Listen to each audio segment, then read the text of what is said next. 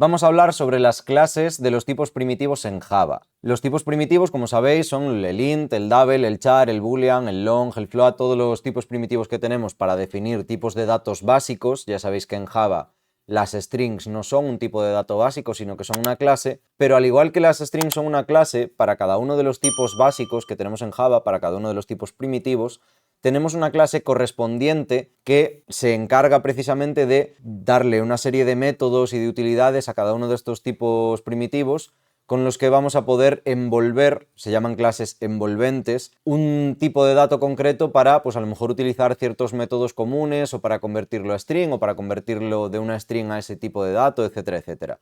Ya hemos visto en ejemplos anteriores, sobre todo la clase integer, con ese integer.parseInt al que le pasábamos una string que sabíamos que solo contenía un número y que capturábamos la excepción number format exception por si la string no solo contuviese un número entero y no pudiese hacer esa conversión, pero básicamente eso que hacemos con el integer.parseInt lo podríamos hacer con cualquier otro tipo primitivo, es decir, vamos a tener también byte.parseByte, short.parseShort, double.parseDouble, ¿no? Todo ese método lo vamos a tener con cualquiera de los tipos primitivos.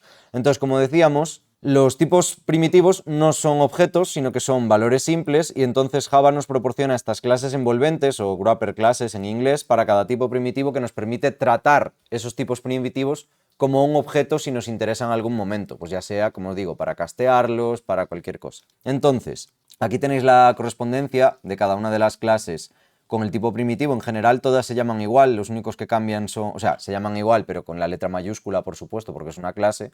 Los únicos que cambian son integer con respecto a int y character con respecto a char. El resto, el nombre es exactamente el mismo que el del tipo primitivo, pero con la letra mayúscula. ¿Cómo se usa esto? Básicamente, pues nosotros podemos utilizarlo como con cualquier otro tipo de objeto. O sea, fijaos que si yo quiero crear un objeto de integer, pues puedo hacer integer i es igual a new integer y en el constructor pues le paso un número entero para que me cree un objeto entero con el número correspondiente. Tenemos también que podemos convertir del propio integer, del objeto integer, al tipo primitivo, al tipo básico de nuevo, con int value en este caso.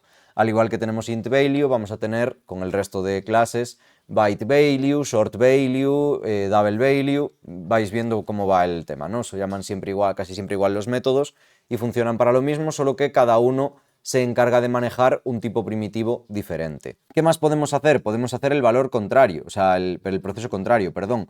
Yo puedo, por ejemplo, a este int que le paso el valor de int value, esta n va a valer 42, que es precisamente el valor que valía el objeto i integer. Cuando le hago una operación de tipo primitivo, pues yo ahora tengo un int m que vale n más 10, es decir, 52. Vale, pues yo ahora puedo crear otro nuevo objeto integer, por ejemplo, integer j, a partir del valor de este entero, con integer.valueOf de ese tipo primitivo. Esto lo puedo hacer también con el resto de clases envolventes, como decíamos.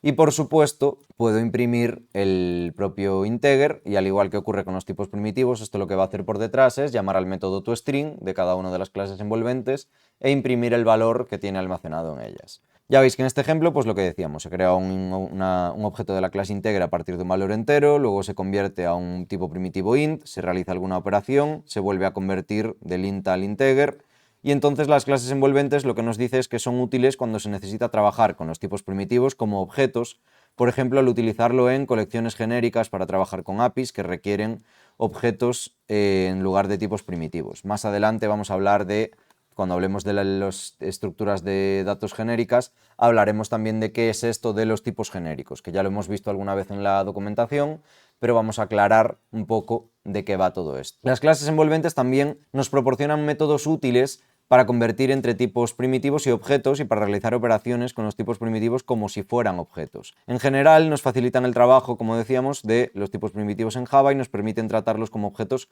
cuando sea necesario. El proceso que tenemos aquí para convertir de un tipo primitivo a un objeto de su clase correspondiente y viceversa, al igual que teníamos en la herencia y en el polimorfismo, el downcasting y el upcasting, pues aquí tenemos también el autoboxing y el unboxing. El autoboxing y el unboxing son estas características que nos permiten convertir de forma automática los tipos primitivos en objetos de las clases envolventes, pero sin ni siquiera la necesidad de hacer un cast. Es decir, acordaos que aquí estábamos haciendo integer de i y luego n es igual a i.intValue, y aquí luego estábamos haciendo integer de j es igual a integer.valueOf.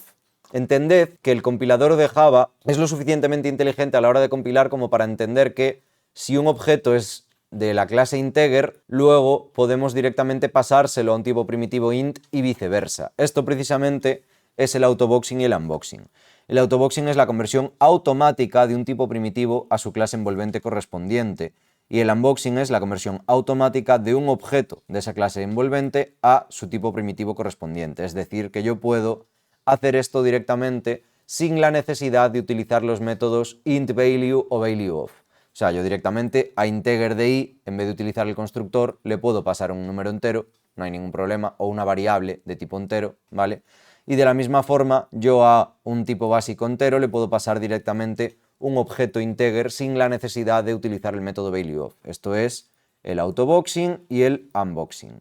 Ya digo, es muy sencillito, no tiene mucho más que entender, simplemente el compilador sabe que las clases envolventes están directamente relacionadas con estos tipos primitivos. Por lo tanto, ya no me hace falta estar utilizando métodos, ni siquiera castear con los paréntesis como vimos en el polimorfismo. En este caso concreto de las clases envolventes de los tipos primitivos es una cosa que se hace de forma automática e inmediata. ¿Qué más tenemos por ahí? Bueno, pues tenemos los usos principales de estas clases envolventes, que son, al trabajar con colecciones genéricas, como ya decíamos, se requieren objetos en lugar de tipos primitivos. Al utilizar APIs, se requieren objetos en lugar de tipos primitivos, al realizar operaciones con tipos primitivos como si fueran objetos, y al convertir entre tipos primitivos y objetos de forma explícita o automática mediante el autoboxing y el unboxing. Aclarar que esto que hablamos aquí, aunque todavía no hemos visto lo de los genéricos, esto nos viene a decir que nosotros, por ejemplo, creo que no hemos hecho ningún ejemplo todavía, pero yo puedo tener un array list de objetos integer,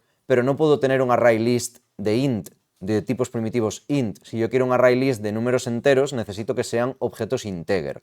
A eso se refiere.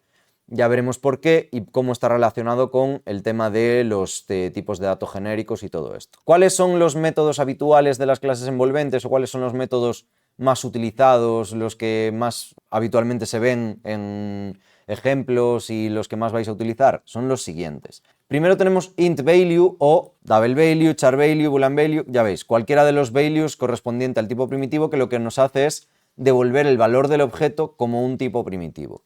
Para el autoboxing y el unboxing no nos hace falta utilizarlo, pero a lo mejor para devolver un tipo de dato concreto en una función que nos exige que la función devuelva int y no un integer, por ejemplo, pues ahí sí que vamos a necesitar llamar a intValue.